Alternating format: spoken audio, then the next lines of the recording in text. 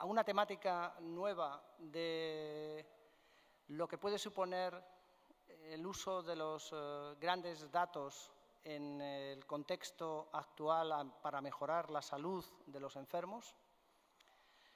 Antes de nada quiero agradecer a todos los organizadores de este evento tan grande, de este Congreso Mundial de Farmacia, fundamentalmente a nuestro decano, Antonio Muro, y también a Ana, su enorme colaboración y sus grandes deseos y entusiasmo en que han puesto para que salga adelante esta iniciativa tan sumamente compleja.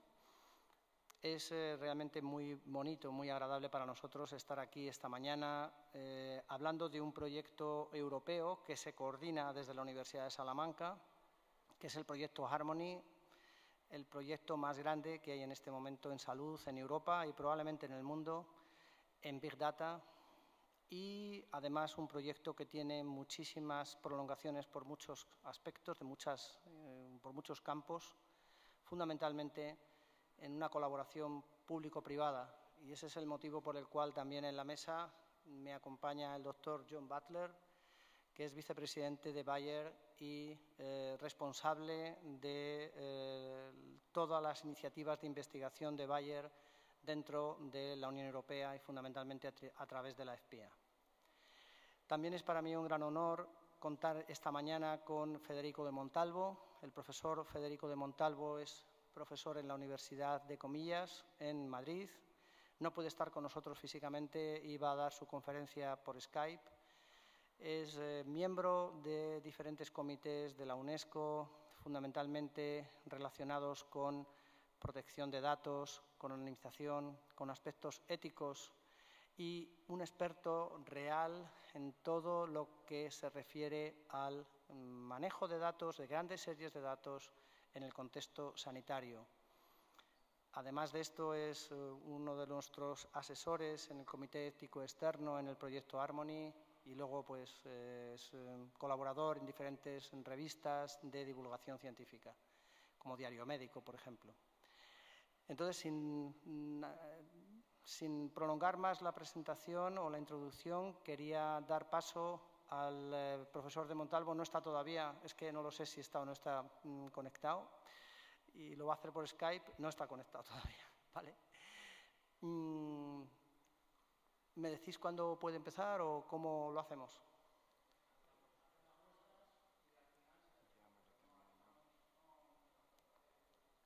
Bueno,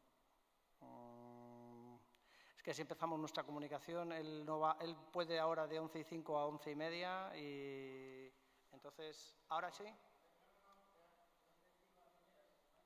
Vale.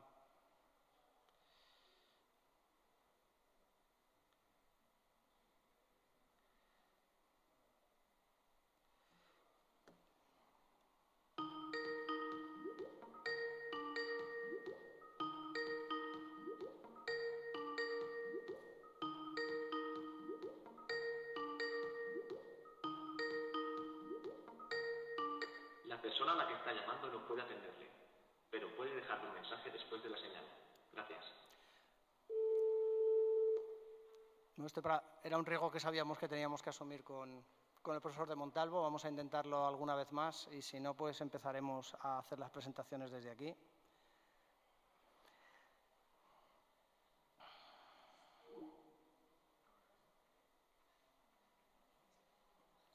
Sí, es que un ponente tiene que conectarse por Skype desde Madrid y está habiendo problemas en la conexión. Ya me lo temía yo, porque este tipo de cosas hemos hecho miles de pruebas antes, pero no ha habido opción y entonces, bueno, tendremos que esperar. Tampoco pasa nada. Que sí, ¿no? Si se ha probado ayer y esta mañana y ha funcionado, pero siempre este tipo de cosas al final. Pero vamos, un tema que no... Es que no tiene otra... Vamos a ver, no ha dicho que pueda tener otra cosa, que no lo entiendo, porque le hemos dicho que hiciera la presentación por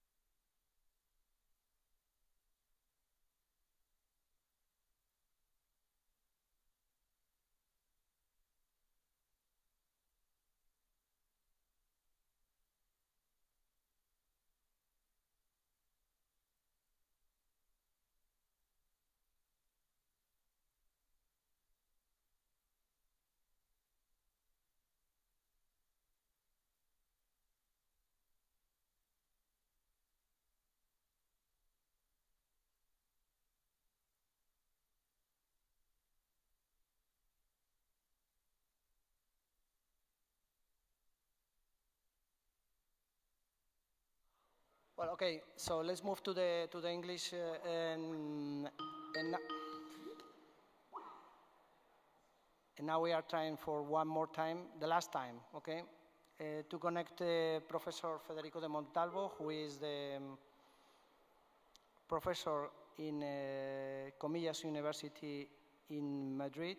Unfortunately, he is not coming today because another previous appointment, and he's trying to connect from the web, but I'm afraid that it is quite difficult to be connect with him. In any case, we will move on, and as I tried to explain you before, it is really a pleasure to be here in this, let's say, World Congress in Pharmacy, covering different aspects in the health management, and most concretely in big data management.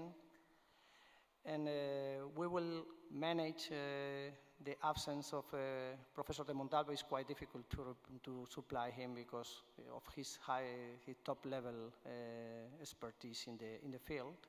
In any case, we will move on to the first speaker. The first speaker is Dr. John Butler. Dr. John Butler is working in Bayer since more than 20 years ago. He is mainly focused, or he was mainly focused in vaccine therapies, mainly in cancer, and made in a lot of collaboration with some different European and States teams.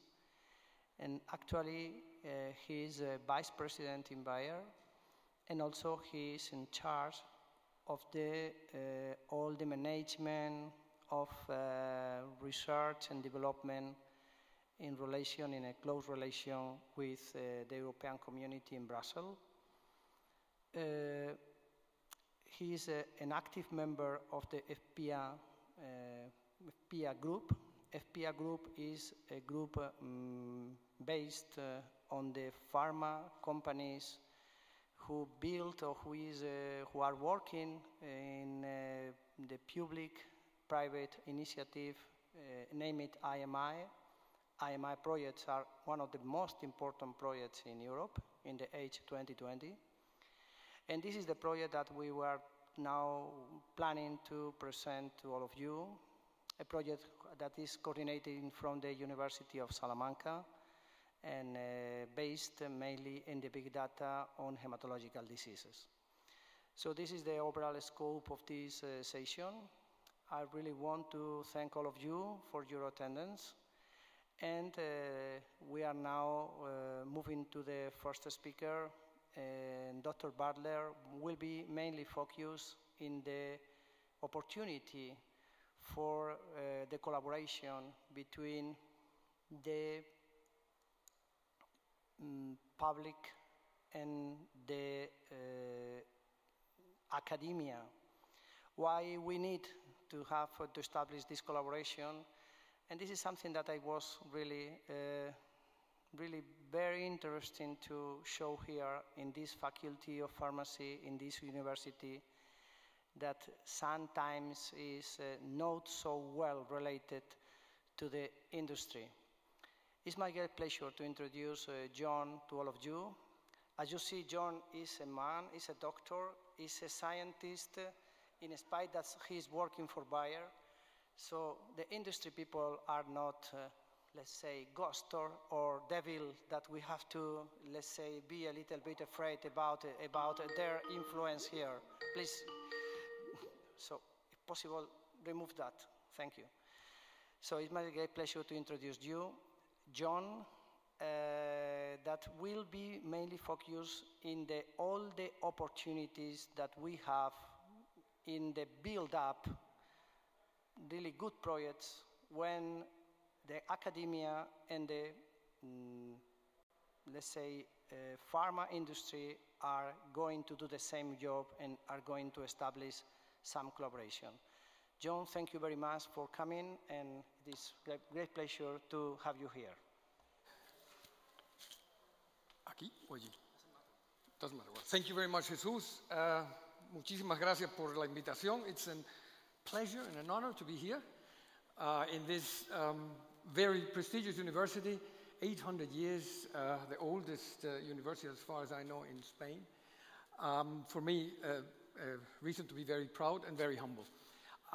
Today, I'm here to give you an insight into why cooperations between academia and private pharmaceutical companies has become so crucial in our current model of innovation, of research and development. I've been working for Bayer for 31 years, and the world has changed quite a bit in 31 years. And at the end of this talk, I would like you to understand what are the drivers that make us search out for to cooperate with you in academia, with others in startup companies and small and medium-sized enterprises. Why don't we start by setting the frame? Where is the... It's not nowhere. I found it, okay. Sorry about that.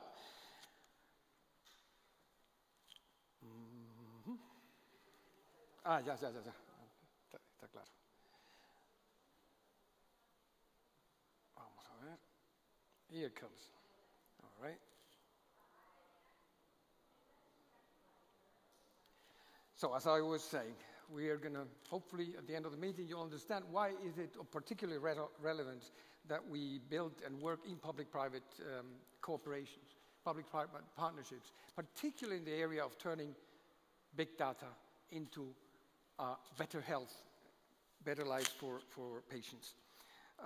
So you have to see this presentation also in the context of Harmony, the project that Jesús was working about, where we at Bayer and other companies are very active.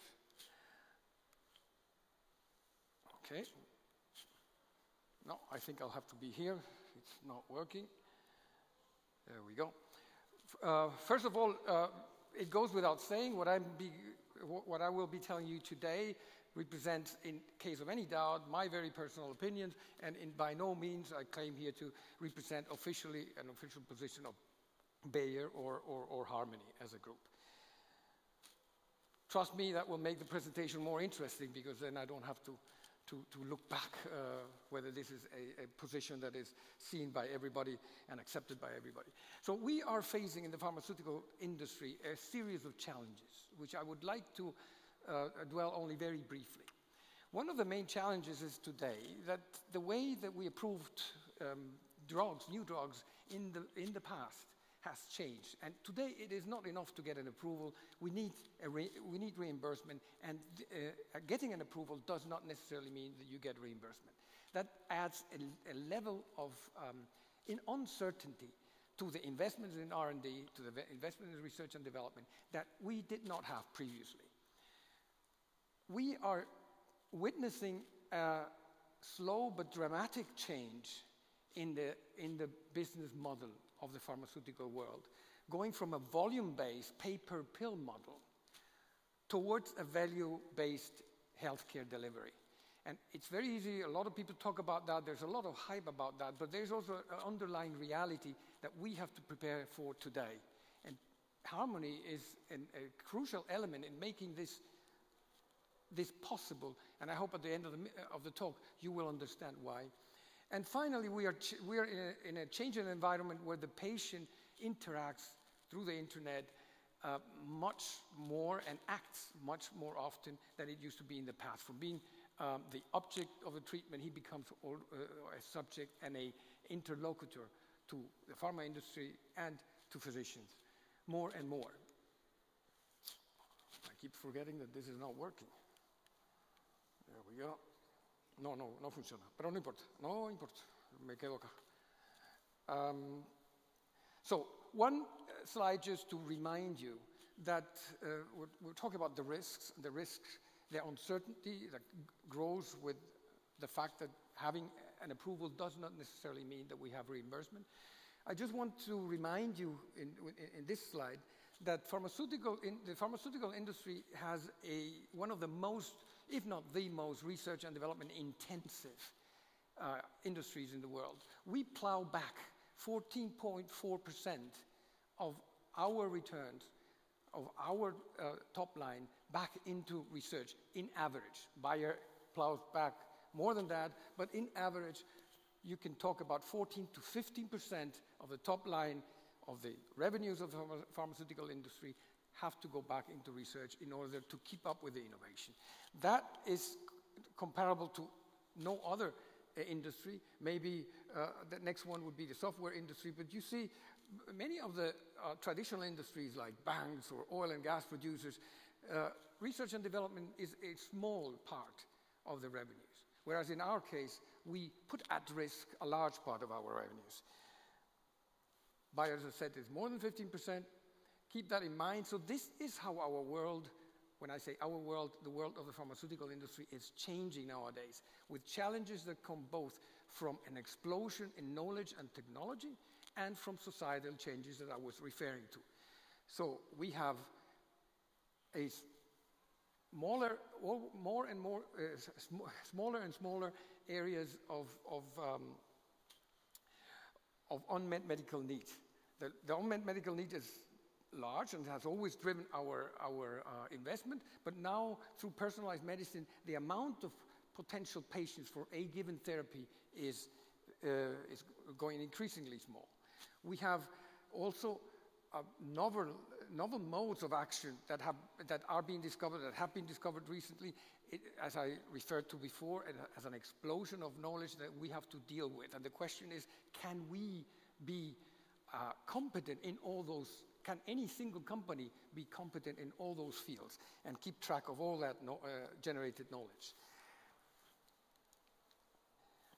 We have, as I mentioned before, targeted therapies for a small area of patients. We have changing regulatory policies that we have to adapt to. We have changed our payers policy. That's the issue of reimbursement that I was referring to. And we have increasing patient engagement. One of the drivers of change is the digitalization of health. So digital health, if you asked 10 people, you're going to get 11 different opinions of what it is. I would like to use this slide to categorize the activities and the influence, the impact of the digitalization of health in the industry. And it goes all along the value chain generation. It starts with applications of big data that improve our research capabilities, applications of big data that improve our ability to accelerate clinical trials by identifying patients more efficiently, goes on to applications of digitalization in the monitoring of patients' outcomes and also monitoring of patients' adherence. And it goes all the way to the end to applications of big data in early prediction and monitoring of adverse event, the whole issue of digitalization in pharmacovigilance. Today we're going to be talking in the context of Harmony more about the middle part, about the monitoring of outcomes and the patient's adherence, and how can that feed back into the beginning of this loop. One last word to the economic challenge that my industry is facing. There are, as I said before, this advancement of science and technology that we have to cope with. But there's an underlying dramatic change in the stakes that we're dealing with.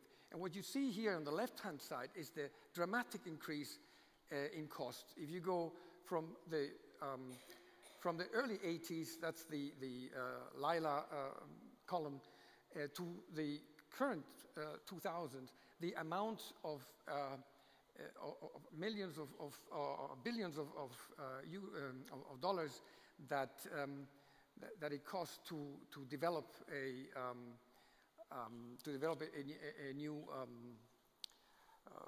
new drug. We have a situation of exploding cost, and at the same time, on the right-hand side, you see a decline in the return on that investment. Why is that? Basically because the amount of new drugs that are being approved, and I'm not suggesting that is anybody's fault, it's just a fact. The amount of new drugs being approved hasn't changed that much, has stayed quite stable. At the same time, we have increased our R&D cost. And that is an increasing an increasing void between investment and the possible return. So while in the 1960s, you could expect to have a 20% return on your R&D investment, today's we're in the low single digits. So that is also a challenge. So enough complaints about the challenges. Now let's see how are we coping with these challenges. Remember, explosion in knowledge generation and tougher financial environment. We have a long in terms of years, long value change between a disease hypothesis and the first target validations to create a new drug and the marketing of that drug, of making it available to the patients. And I'm not going to go through this. You all know the steps to go through preclinical work, phase 1, clinical pharmacology, then later phase 2 and 3, clinical trials, regulatory approval, add to that the reimbursement negotiations, and then finally access to the market. When I joined the industry 31 years ago, we tended to do everything ourselves. And if we cooperated, we would cooperate with another pharmaceutical company and trade money for assets. That was the usual cooperation model. It's changing today because other players, for example, the academic world and the startup companies, cover several of those steps. And the abilities of companies and small startups and university institutions is more complementary, or at least we perceive it as more complementary. Add to that, that in the current times, a lot of new players are coming into this party and want a slice of this cake. You have a lot of stakeholders that now have a say in how we do research. It goes from patient groups, tech companies that offer us technology that we don't have, diagnostic companies, and payers. There is a change going on in the pharmaceutical industry in the last 30 years that I can oversee, from being focused, as I mentioned before, on external collaboration, trade of assets, very focused, to situations like what we call open innovation 2.0. It's where we have ecosystem, where we have large consortia, like Harmony is one, focused on innovation in a whole field, and where we try to play our role to make our contribution, but also keeping in mind the innovation opportunities that are generated in these activities, and eventually the possibility to benefit the patient by generating new therapies. We cannot do this alone for the reasons I mentioned before, because it's simply too much, because we cannot master all technologies, and that is why we rely on academia and small and medium-sized enterprises. The decisive element, particularly in the creation of the basis for big data use in health research, one particularly important element are the public-private partnerships, where you have public side with making a public investment, like in IMI, and Jesús will talk more about that later, and the private side putting in their resources, at the end hoping to derive, both of them, a benefit. Let me give you an example, a specific example, why this is important and why this is essential sometimes. Think of a new biomarker, of identifying a new biomarker. It makes very little sense in doing that alone for one company. The biomarker will be interesting only if it's spread all over the world, if it's accepted, if it is validated. And to do that, we need large databases, we need access to large amounts of data that we can only get through cooperation with academia. That's just one example of why here cooperation is not only desired, but for us it's an imperative. Now, why are we doing this? Why are we interested in large consortia to make better use of healthcare data? Well, there's a lot of hype about big data in health care, and I would like to go a bit deeper into what's behind all this.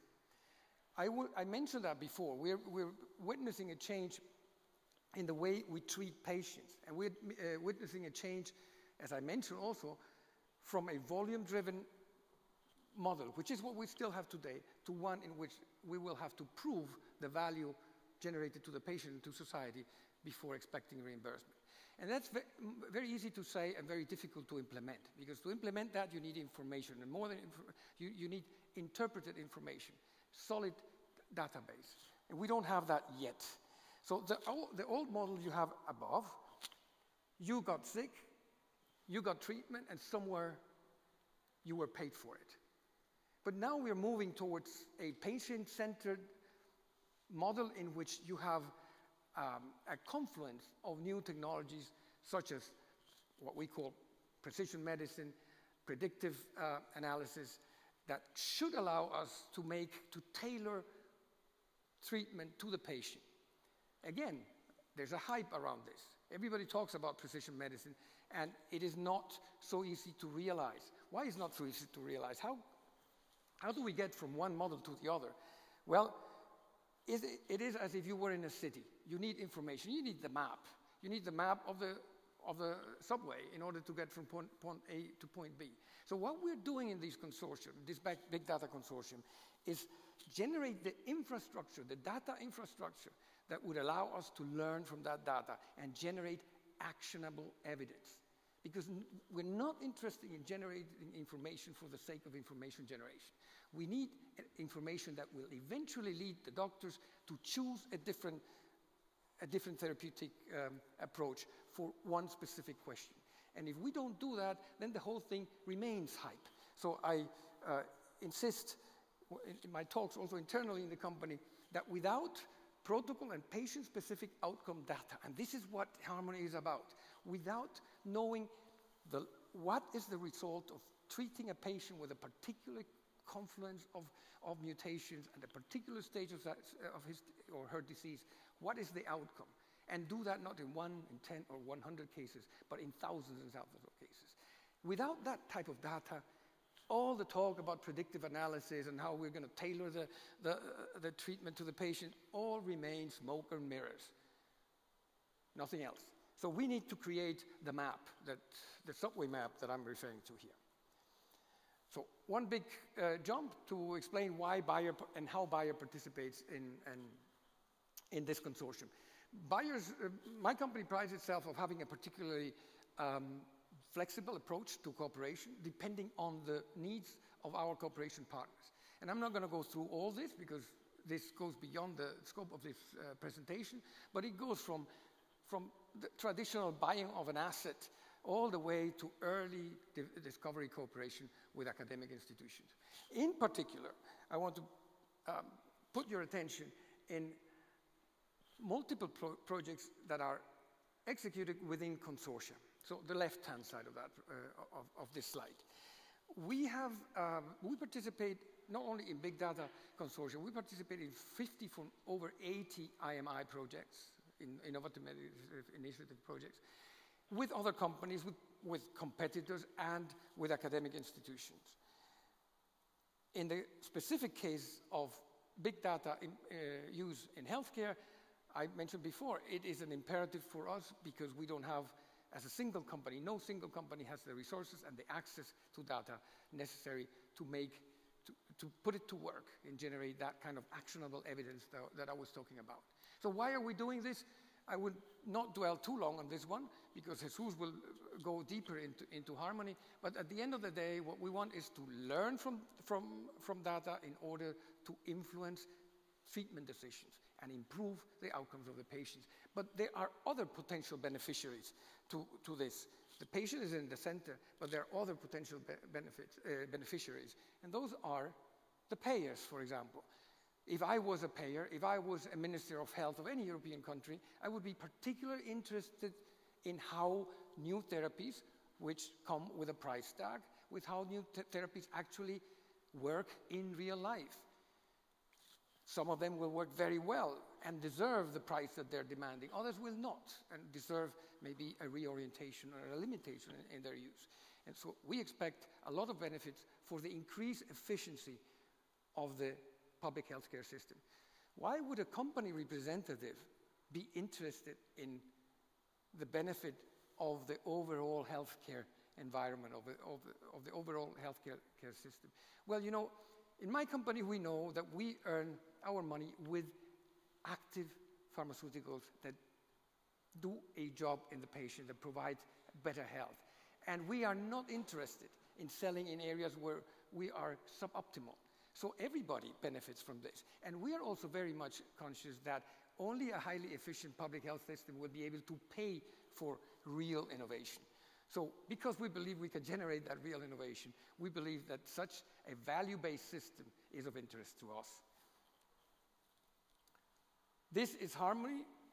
On the right-hand side, the geographical scope. We are putting together longitudinal patient data from patients in hematological malignancies across all those red geographies that I pointed out before. The 4 characteristics of this project are that it includes the pharmaceutical industry and the academic world, that it provides everybody with access to large data, high-quality data, if I may say. It is innovative in that we have a lot of stakeholder involvement that goes beyond the scientists and the pharmaceutical industry and includes patients, includes regulators. And last but not least, it has a very innovative way of capturing associated members and capturing more and more data. I think that will be crucial. You can make a repository, but it will be of no use if you are not able to encourage data generators, data owners to share their data way beyond the limited number of partners. We have 51 partners, but that's not enough to get real massive amounts of data that we will need to.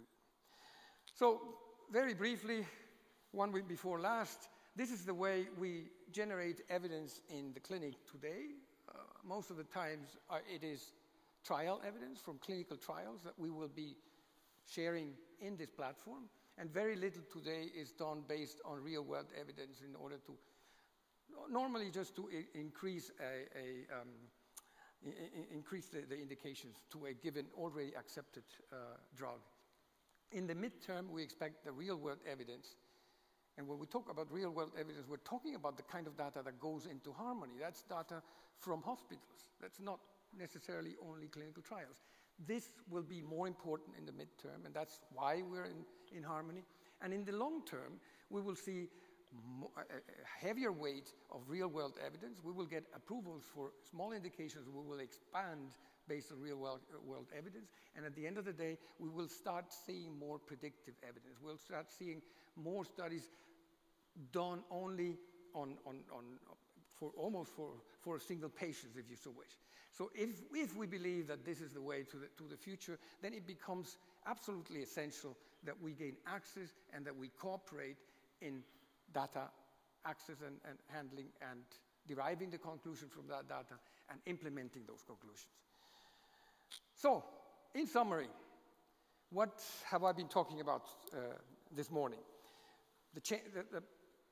The ground under our feet in the pharmaceutical industry is changing, and I hope I illustrated the examples sufficiently. Our traditional approach on how to discover and develop and then market our drugs is changing. It hasn't changed totally, but it is changing. There is a huge potential in digital transformation, and we have to keep up with it if we want to stay ahead in the world of innovation in pharmaceuticals. Bayer has been there for 150 years. We want to be for at least another 150 years. So we have to be upfront in this digital transformation, and for that we need partnerships. The drug discovery and development process must adapt to new technologies, must implement digitalization across the whole value chain from discovery to market. And to do that, at the end, we need cooperation with academia. We need cooperation with small and medium-sized enterprises. And this is why we are in Harmony. This is why we are in a lot of European projects. And we are a partner. We reach out to you, and I would like you in academia to see this as an opportunity. You have a lot to offer. Industry, in 31 years I've been with industry, I can only say we are a serious partner. And at the end of the day, we all want the same. We want to make the life of the patients a little bit better. So thank you very much for your attention. And you want, I'll entertain any questions.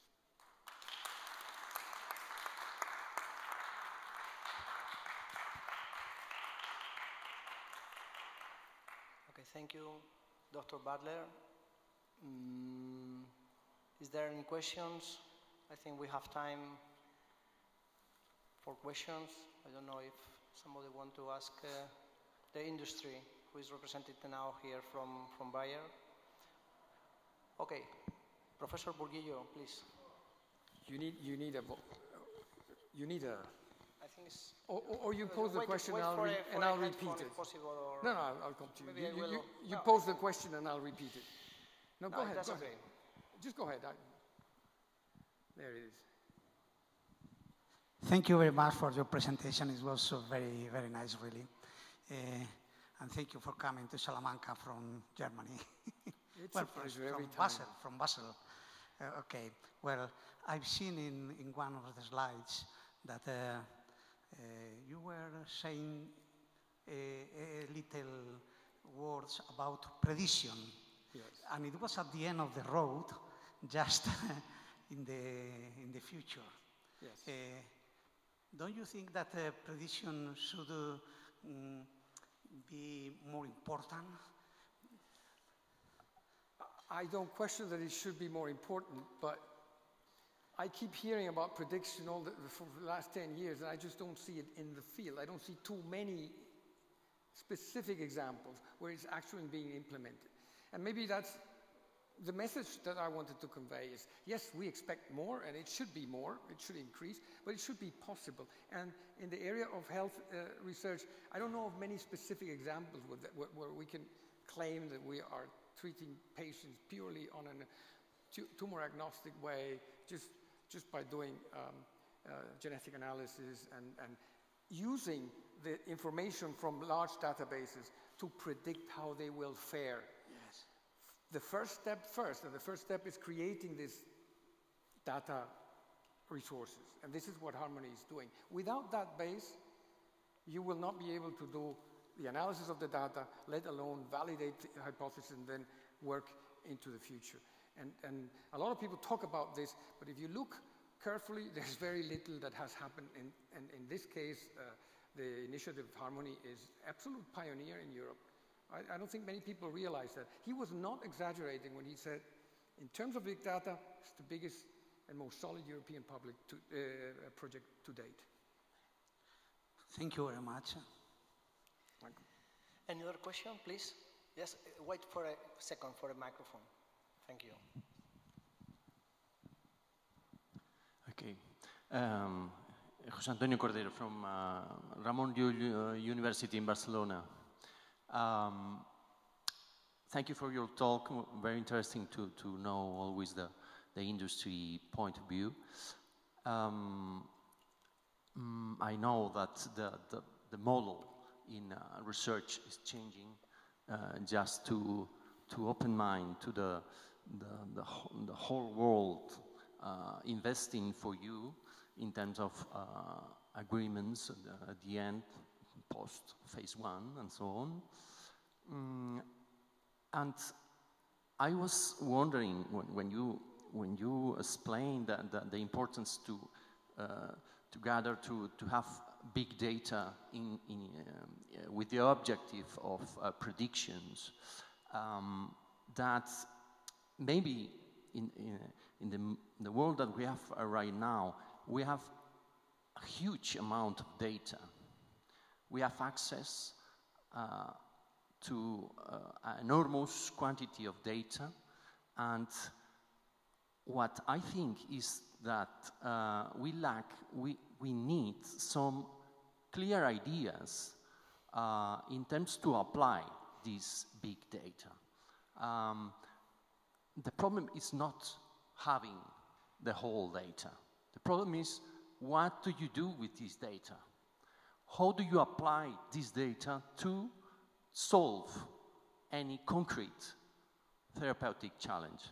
You know, that's I'm working with electronic prescription data, and sometimes it's quite difficult to apply I don't know if in your project, in your European project, you have some ideas in terms to some applications in which therapeutic areas, in which direction you are thinking that this data could help.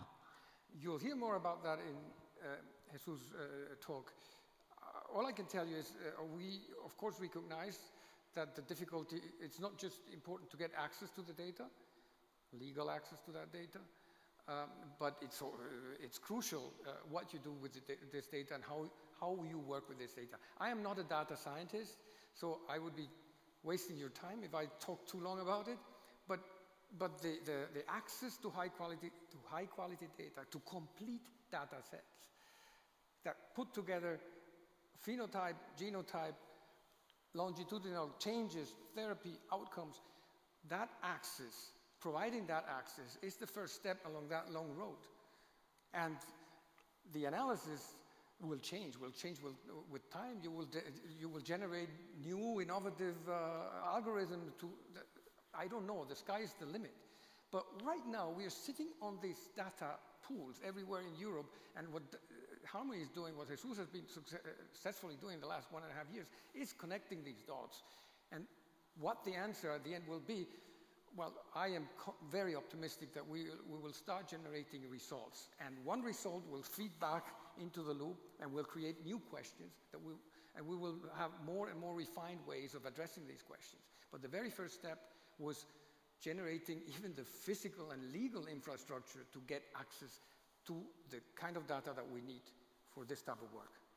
So it's not one thing or the other, is this thing was necessary first, and now the next step is in front of the door. No, just trying to add some more info. I think the next presentation I want to explain how we are working. I totally agree with your point. And the plan that we are following now in Harmony is to work by projects, by specific research questions or patient-related outcome questions. And the question definitions is, together with the quality of data, the most important things to be collected. So we are not trying in this first step to collect any kind of data coming from any kind of hospital. We are trying to collect good quality data, good follow-up of patients, and this is the only way in which we can reply to the outcomes and we can provide the best outcome data set for the patients in order to improve the quality of the quantity and quality of life of these patients. Okay, I absolutely agree with your point. We need clear clinical research questions and then to gather the data. Absolutely. Okay. Absolutely. Thank you. Thank you. Any other questions? Okay, if not, we will move and we will have time to do much more discussion after the second presentation. Thank you, John.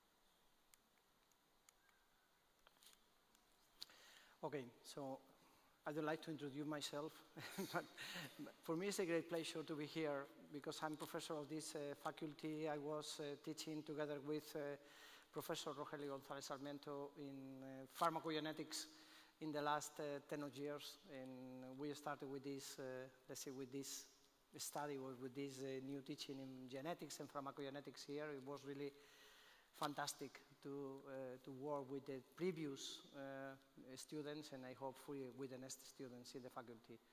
It's quite difficult for me to speak here about harmony because the talk is in English. I'm usually providing lectures in 10 meters from here in Spanish related to genetics, but in any case we are going to, or I'm trying to go to explain how is this project and which are the basement or the basis of this project in the last time.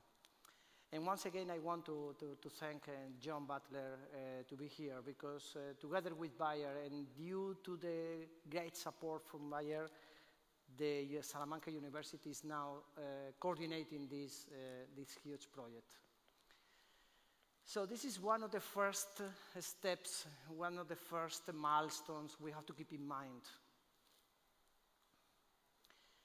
Digitalization is not in health. So we have digitalization in any kind of thing that you can imagine, in the media, in the telecom, in consumer. We made our shopping usually by internet, via Amazon. We are coming here via Google with our car, but still we are going to the doctor in a face-to-face without digitalization. And this is something that this is the first stone, the first key point that we have to stress. Few digitalization in health. However, these are the facts. And these are the numbers. And these are the numbers we have to keep in mind. We, any one of us, we will produce thousands of terabytes in all our life. Around 1,100 of data coming of our activity. And most important thing, related to health, we will multiply by 2 in a couple of years. The information coming from health will be double time every 2 months. Imagine all this data coming to a bad hands, to a bad repository. Imagine how we have to manage this situation in our lives. We can have here, we can have 2 positions. First of all, first one, okay, it will happen, don't tell me, I will not take care. Second possibility, we will try to manage this data in order to improve our health system and our health. And if we are going to cancer, a lot of effort has been performed in the last years in cancer. And there is an international initiative named TCGC or TCG8, who is the Tumor Cancer Consortium in Genetics Atlas, who is providing or who was analyzing over 10,000 of tumors. And now we have the information coming from almost 100,000 tumors. We know which are the mutations inside the tumors. We know which mutations are the much more important, we will see now. But the problem is that these data lack in clinical validation. We know the mutation, we know what happened with the cancer genome, but we really don't know which is the relation with the prognostication of cancer, with the survival of the patient, because there are no clinical relationship between these 2 items. And this is the scope that we have. Maybe we don't need any more information. The information is there. The information is in some way is public information. Data coming from over 1,000 tumors here, not in deep analysis, but 1,000 tumors of over 10,000 tumors provide a scope about the mutation. And we know now that mutational ratio is higher in epithelial tumors, in carcinomas, rather than hematological malignancies or sarcoma. These tumors, these epithelial tumors, are closely related with some carcinogens in the environment. And even we know, and this will be not modified in future, because the data are there, and it will be very difficult to modify that. This is the top, not top 10, this is the top 20 or 30 genes much more mutated in cancer. And this is not surprise that P53 is a well-known tumor suppressor gene, maybe the most studied tumor suppressor gene is on the top of this list, together with P10, VHL, RAS family tumor, and so on. What is the most important thing is that most of these mutations, most of these somatic mutations inside the tumors could be potential targets to be treated. It is the reason why we have to work in these mutations, because now more and more we have small molecules to target specifically these mutations. If we know the mutation, we can find the possibility to treat this patient. And we have really interesting or really exciting examples, as for instance the use of tyrosine kinase inhibitors to treat and to cure some types of leukemias, as for instance chronic myelogenous leukemia. And now there are more than 5 tyrosine kinase inhibitors already approved by FDA, EMA, and the Spanish agency to provide this possibility to cure these diseases that 15 years ago were associated with a really very bad outcome of the patients. Okay, we are now going to the hematological malignancies because Harmony project is only focused in the study of the hematological malignancies, leukemias, lymphoma, myeloma, and so on. I showed that we have a huge information about cancer, and 10,000 cancer could be a lot, but in some way it's nothing. So now we have the info coming from one very specific type of cancer, that this is an acute leukemia, name it acute myeloblastic leukemia, a really terrible disease who is killing more than 50% of the people who has this disease. And now we have data coming from over 1,500 of patients treated in the same way, analyzed in the same way, and we perfectly know which are the genetic mutations that are producing and are related to the disease. And these mutations are related also to the prognosis of this disease. And I want to stress this paper here because this is one of the papers who were also in the basement of the Harmony project. One of the writers of the paper, Professor Lars Bullinger, head of the Department of Hematology in Charité in Berlin, was analyzing this data.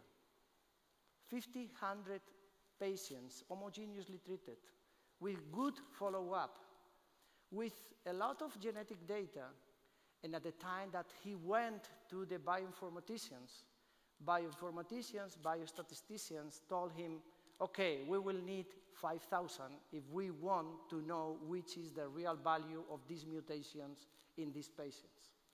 This is one of the bases of our project.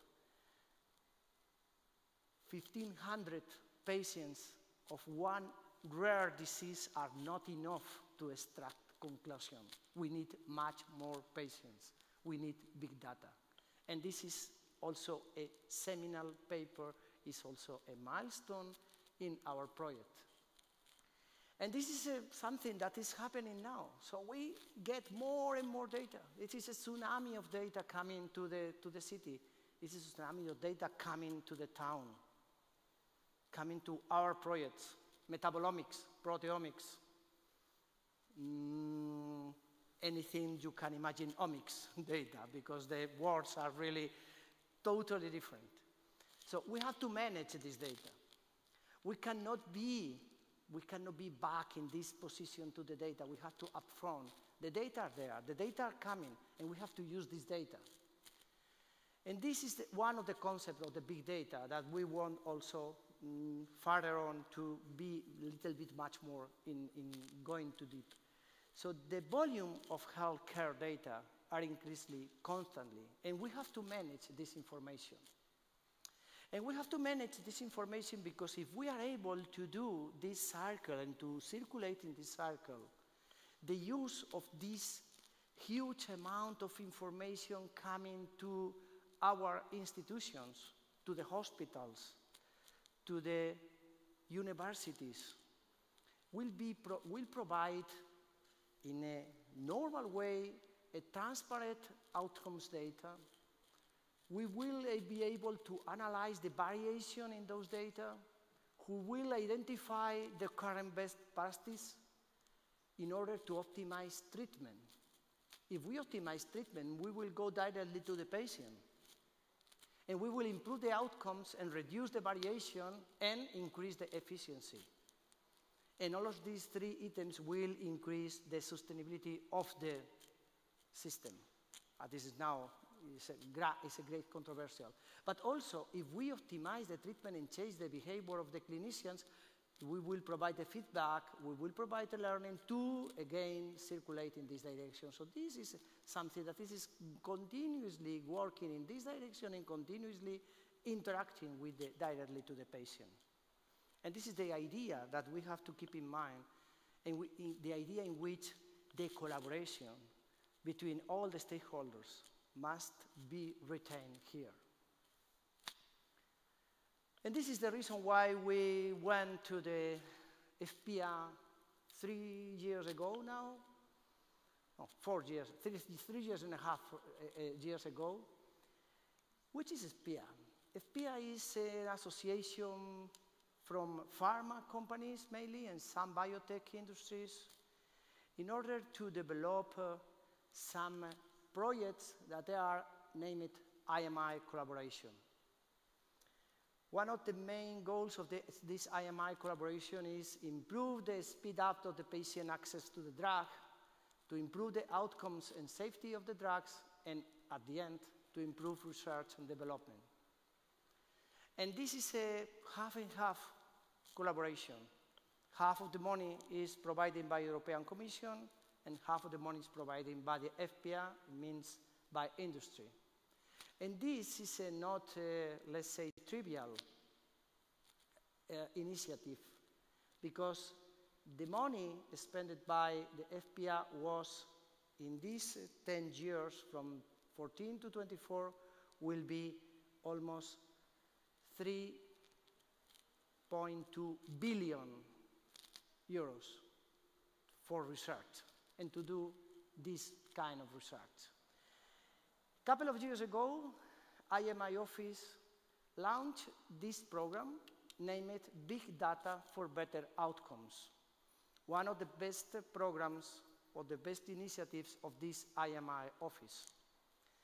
This Big Data for Better Outcomes initiative is not isolated.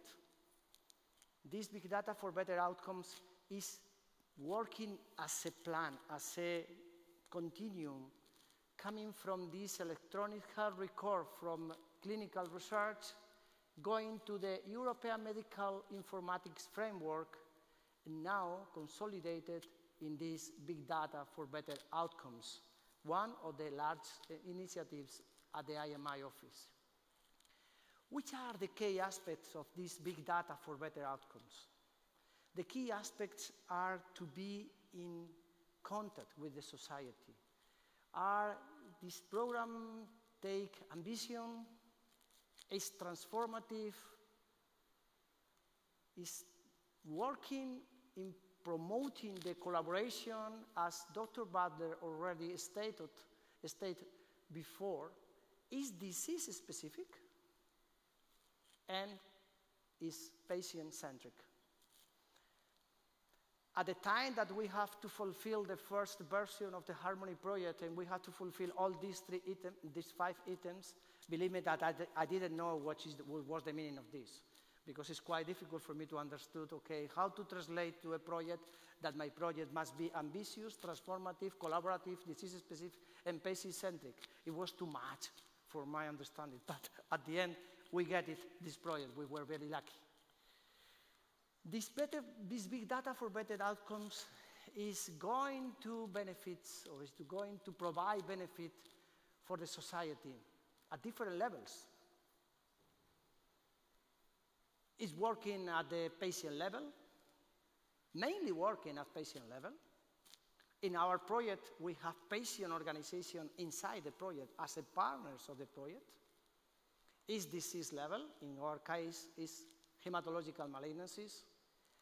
Is working as a trial in product level, and also is working at a system level in collaboration with the different countries, stakeholders or countries' policymakers. What is the mission of this big data for better outcomes? The mission is some very nice words, to improve the health outcomes and healthcare systems in Europe, but maximizing the potential of the big data. So it's trying to work with this kind of very huge amount of data coming to the health, and trying to work with this in the appropriate way. And to reach this impact, the system or the project is working in the standardization of outcomes, providing more access to data, promoting the patient engagement, and also taking care of the value-based policies and the data governance. Again, in some way difficult work to be understood, but something that we have to fulfill in the project. Which are the projects until now that has been launched? The project or the Big Data for Better Outcomes start with 2 projects, one in Alzheimer's disease, and another was Harmony in hematological malignancies. And later on, it has been launched different projects in cardiovascular diseases, prostate cancer, and the next projects will be focused in the 4 big tumors. Until now, in this umbrella of Big Data for Better Outcome project, the hematological malignancies, Harmony is the largest program, much more funded by the IMI office. So in summary, we have here IMI initiatives, collaboration, half and half, industry and public. We had the Big Data for Better Outcomes with this challenge to be fulfilled, and in this frame we have initiative in different disease areas, and this is our project, Harmony, who is based in hematological malignancies. What we want to do in Harmony project, and this is the main reason we are here. This is a very ambitious project. Somebody told me it could be ambitious or could be really very easy project from the conception. We want to use the data coming from the big data, from the current repositories, to improve the quality and the quantity of life of patients with leukemias, patients with lymphoma, with myeloma. To do that, the first thing that we have to do is to build a high-quality big data platform for hematological malignancies. This has been already done, and I will explain you later on how we are working with this. The second point, we have to harmonize the data inside the platform, the different types of data that we are managing, the different units, must be harmonized. And also, we have to harmonize the outcome measures. In cancer, we have over 100 different outcomes to be measured, and we cannot work with this. This is leading to do nothing. We have to manage, we have to establish, we have to define not only overall survival, but also disease-free survival, events-free survival, relapse-free survival, but also response to the therapy, MRD, minimal residual disease, measurements, and so on. So we have to harmonize all of these outcomes, because if not, it will be much more difficult to take a kind of information coming from the different clinical trials. We want to increase the application of the omics data in the clinical practice. We have seen that the work performed by TCGC is very important, is very good. 10,000 patients, 5 million mutations. But which is the benefit of the patients that I will have on my consultation this afternoon at the hospital? How I can translate the information coming from the TCGC directly to my patient. This is the way in which we have to increase the application of omic data. And at the end, maybe we will try to do, and we have to try to do, to speed up the drug development, the access pathways, and the bench to the bedside process. This is the composition of the Harmony project.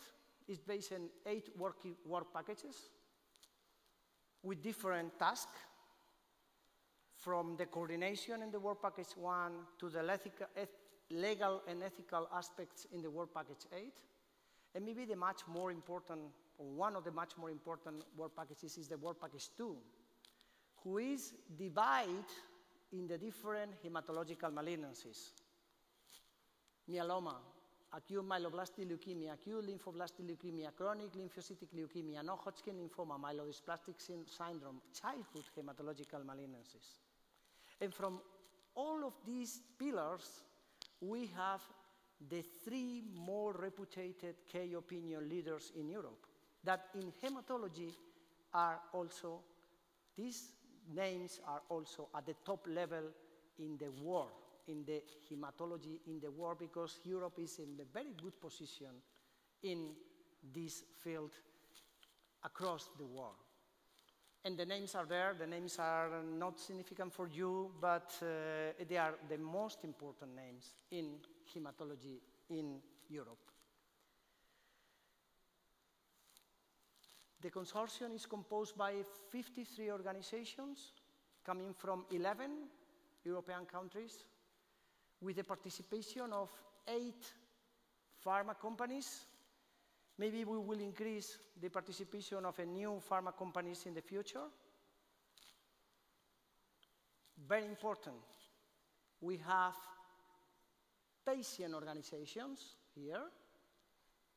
So the patients are members, are partners of Harmony.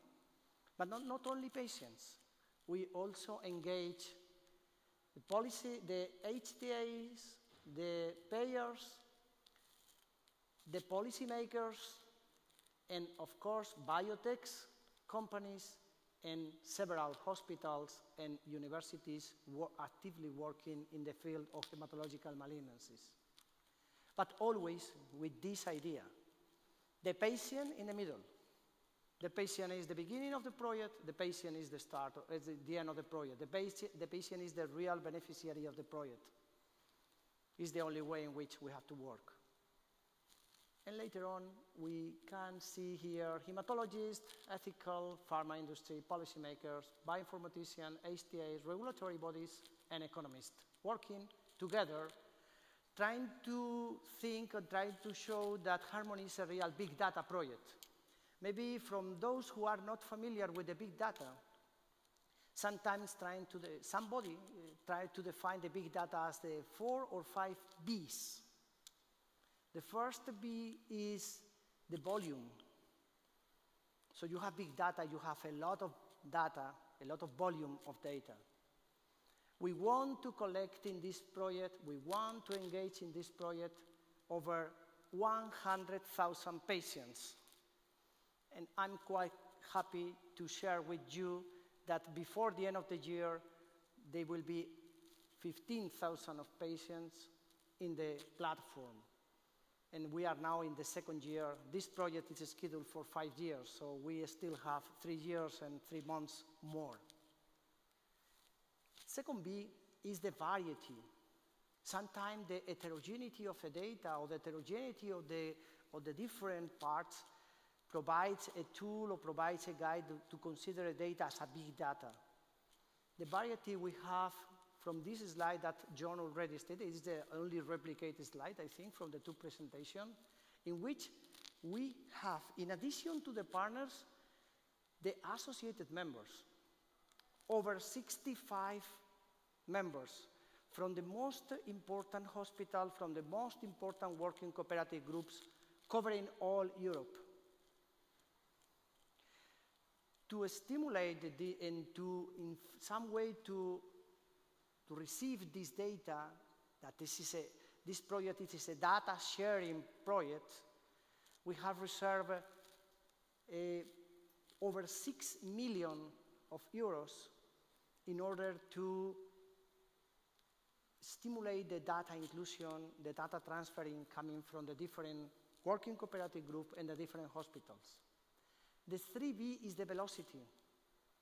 And to have the velocity, appropriate velocity, we will have a common data platform will be the host of the data and who is placed now in Bologna University, and a startup of the Bologna University named CINAF. The 4th point is the veracity of the data, and the veracity is provided by the inclusion of all the stakeholders, as I already explained to you, and this will provide a 5B, that is the value of the project. So, Harmony is a different project. It's not only a scientific project, it's not only a society project, it's a project of data sharing, it's a project absolutely new, it's a new concept. It's a project who will provide the possibility to do different projects inside the project. It's much more working as a platform or as a program in order to allow the possibility to interchange data, to share the data coming from the different institutions. And sharing data is a really hot topic in health in the last couple of years. It is the first project coming from the IMI to analyze the hematological malignancies. We want to build a high-quality big data platform. It was already discussed before. We plan to collect only high-quality data, genetic data, but also follow-up data from the patients. We involve all the stakeholders in the field. This is a public-private partnership, and we are from the beginning, and I hope until the end, we will be an open project, accepting institutions who can help us, who want to really be involved from the field.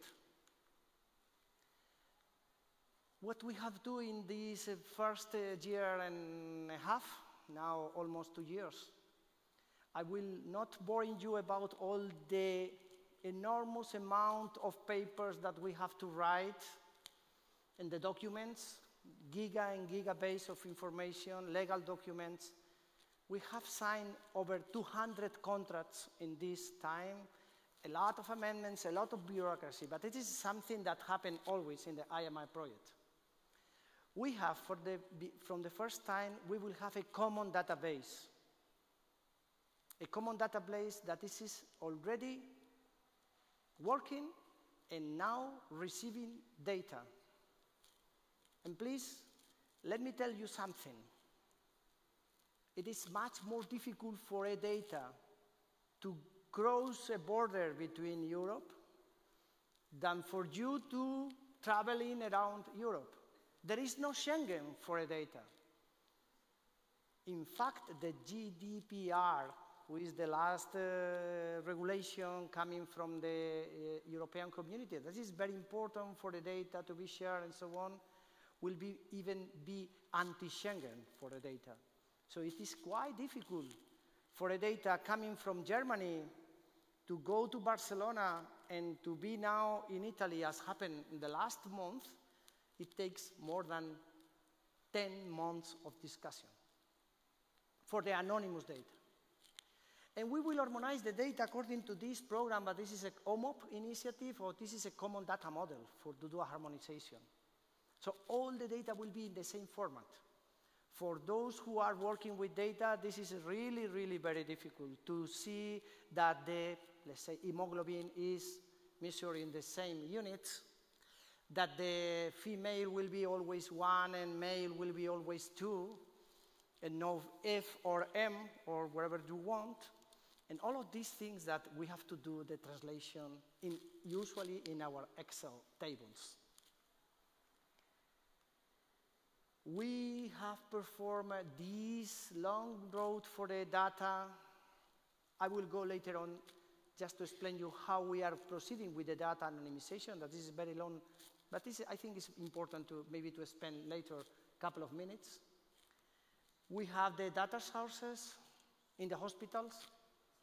We'll have an honest broker and a trusted third party, and the data will go to this platform, in which the platform is with all these ISO certification and so on. We will harmonize the data there, and we are now harmonizing the data there in order to do the analysis by using a new elements. So our program is in some way not old, but this is not used for a big data. Python is just, let's say, an intermediate element. Now the informaticians start to talk about Tableau, Kibana, and any other type of sources, of elements, of softwares that I didn't see and I didn't listen in the beginning. So, actually now, the first data sets are incorporated to the database. This is something that even the people, the partners in Harmony doesn't know. They will know next week. We will have the General Assembly in Valencia. We are starting the analysis phase for the pilot studies very soon, in the next month, in October. And in October also, we will start to have data coming from the industry. In that case, data coming from Novartis.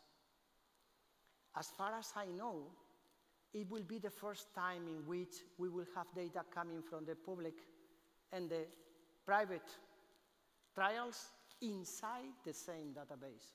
This never happened before. And this is a long way. So for you is one more slide. For us, represent the work of more than 10 people for more than 1 year, trying to establish something that the protection agencies name it the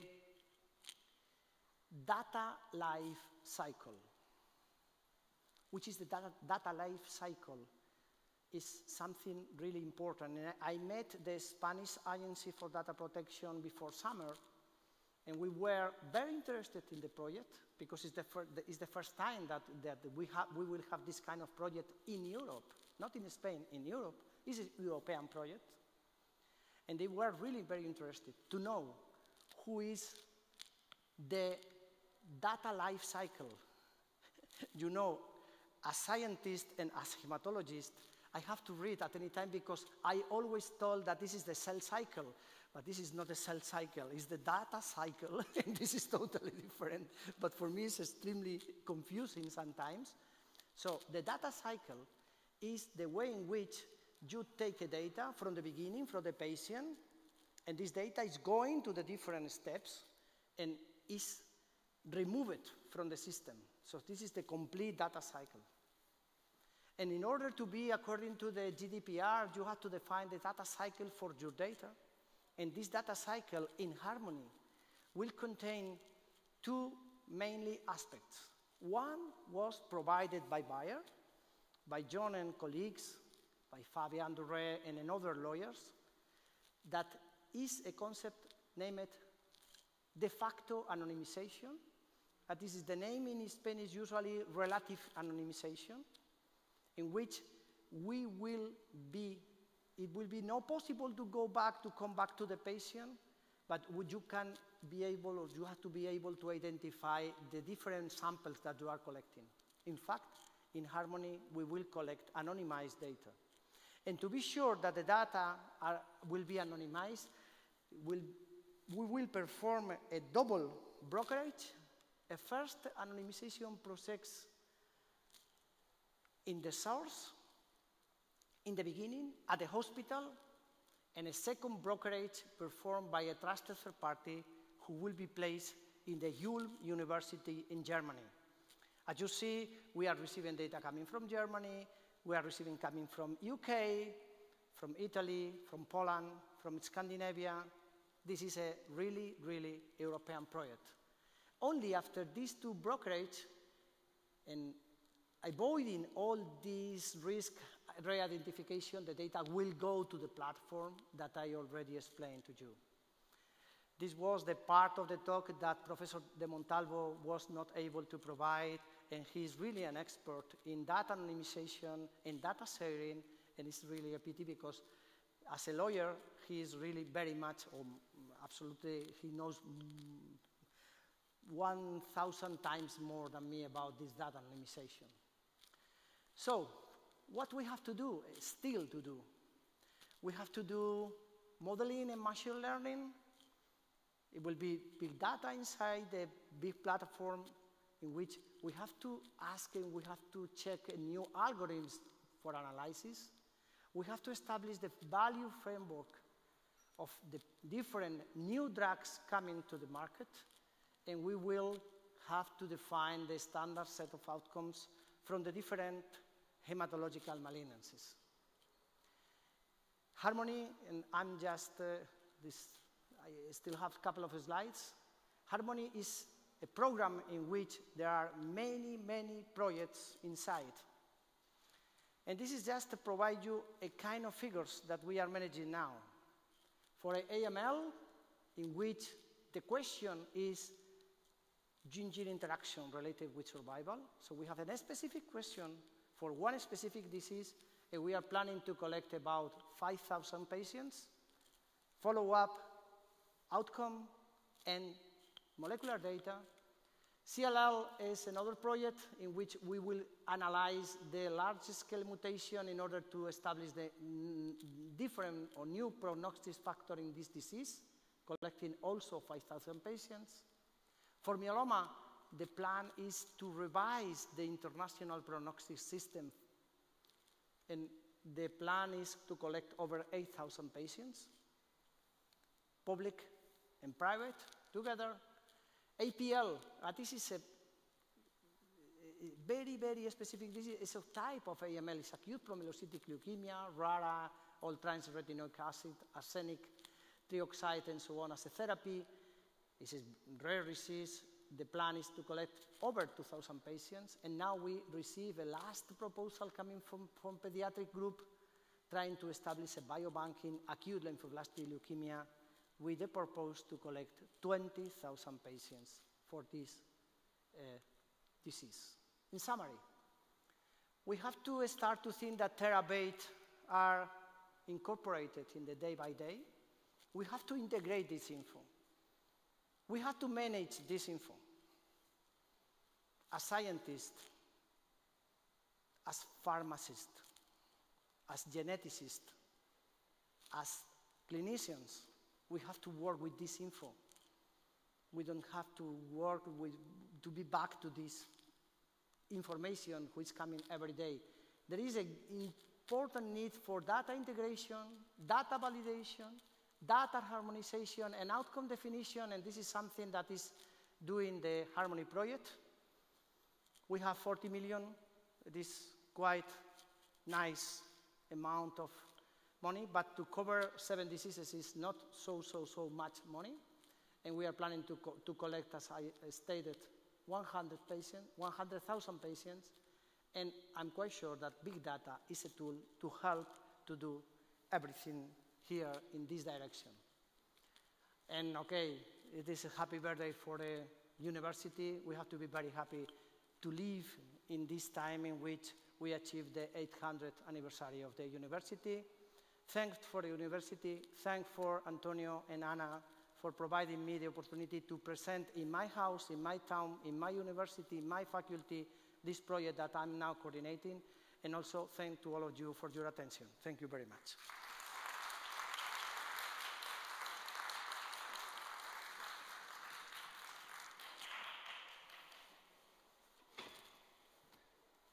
Okay, we still have some time for questions. I think the next is around, so maybe we have 5 minutes for questions in case that you want to. Maybe we will. Another possibility is to go for a coffee. Can you, excuse me, just wait for 10 seconds and we will listen to all of you.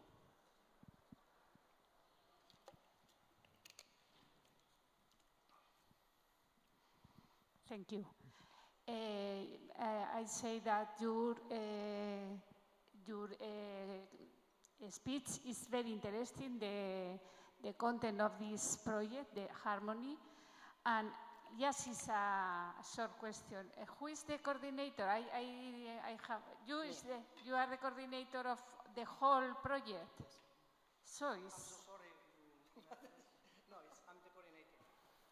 Yes. So, and you have enough time for also for the clinic work? Yes. So I'm now doing clinical work in the Department of Haematology. I have consultation, for instance, this afternoon and tomorrow in the morning. I have to teach in the Faculty of Pharmacy and Medicine, and you know, because Cote know and Javier know that I'm helping Rogelio here to do to teach pharmacogenetics, but I'm also in charge of the hematology in the medical school. And also I'm teaching genetics there, but also I have a team. So this is something I cannot do by myself, and this you is. You need a team. Yes, yes. I have a very good team, extremely good team.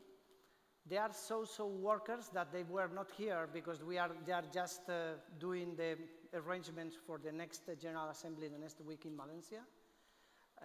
Here I want to also to stress the support coming from the Institute of Bioscience here, from the IPSTAL.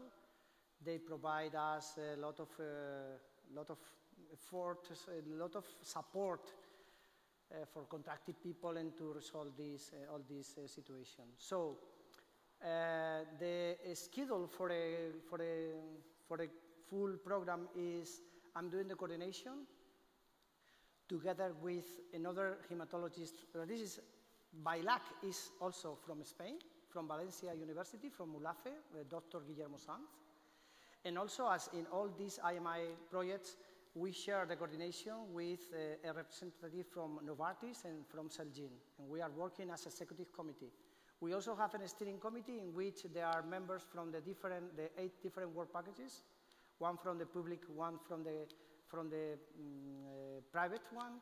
So we have 16 people in the steering committee. And well, what I can tell you that this is possible to do it. Even I have a family, I'm still married. Even? So, yes, and I have 3 kids, and they know very well my kids and so on. So it is, so I receive a lot of support coming from a lot of people from Germany, from the industry. John is also helped me a lot in trying to resolve all these ethical questions.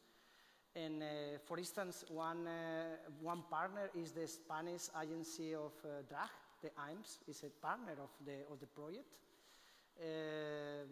But there are many partners, and the work is in progress now. And the only thing I want to tell you is that it is possible to do it. Okay, really interesting. So we will see the results. Hopefully, I will show you. Hopefully. Javier. Professor Burguillo. Thank you. Thanks again for such an excellent presentation. I enjoyed very much. In one of the last slides, when you were talking about needs, the first need was integration.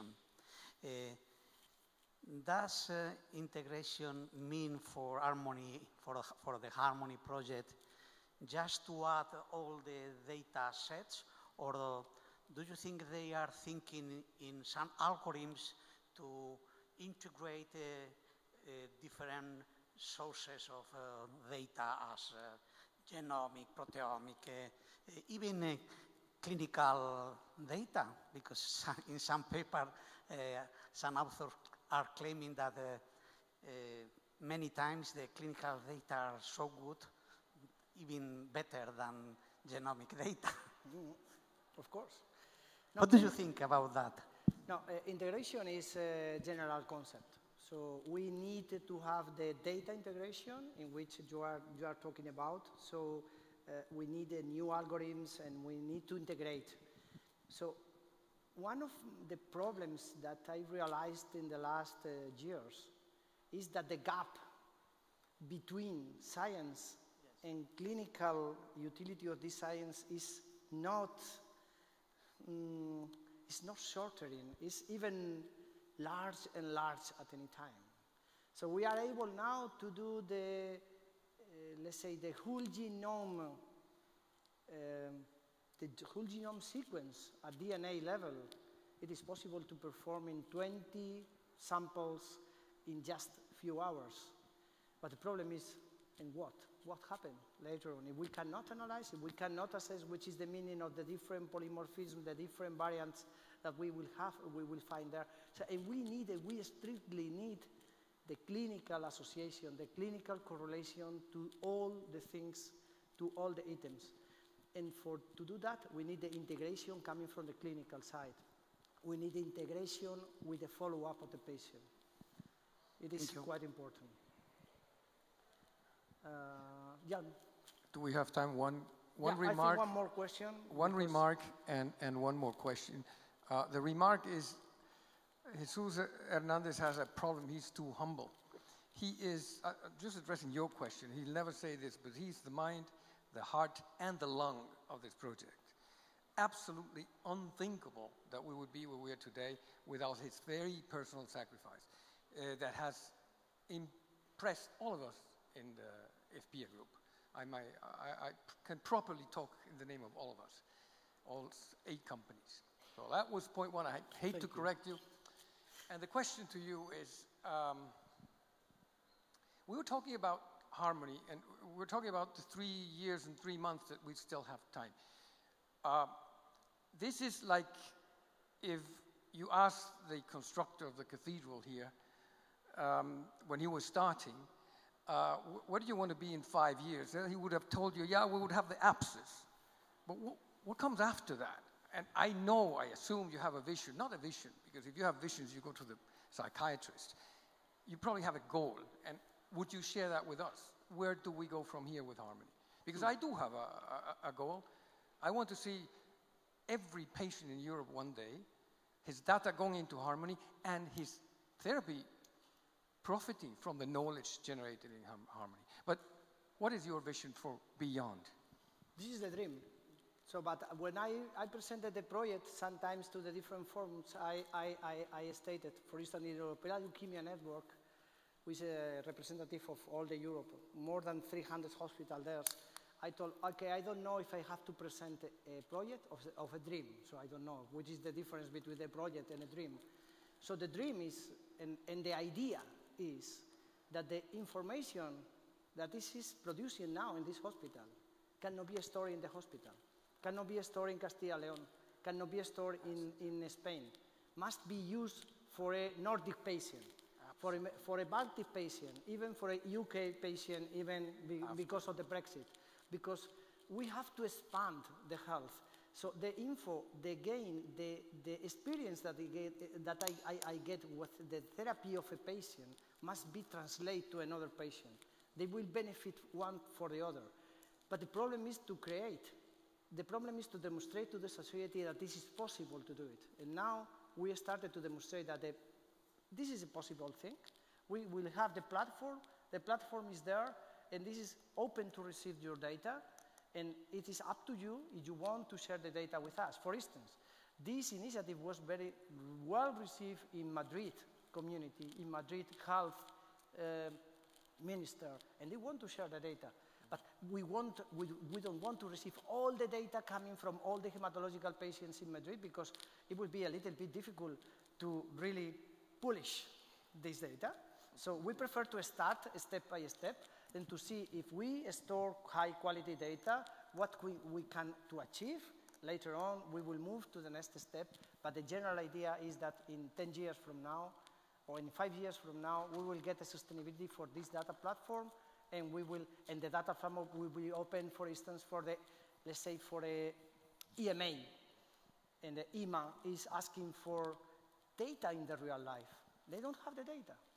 The EMA is asking to the industries, okay, could you provide me some info about this set of patients? And now they can go to the Harmony platform and they can ask, okay, what is the median survival of a mantle cell lymphoma in patients from 50 to 70 years? Because this trial conducted by Bayer was performed, and they told this is very good, but we don't know because we have to compare exactly which is the survival. This is the long term of the project, hopefully. Okay, so if we don't have any other question, I don't think it's necessary to summarize. Again, thank you for your attendance here. Thank you to be here. We are not so top level or high stars as the next speakers here, but in any case, it is a real pleasure to have been here and also to share with this panel of different really great or high top level people, and hopefully you will find Harmony interesting project, and I hope that you also will have a better overview about the project. Thank you for your attendance. Bye.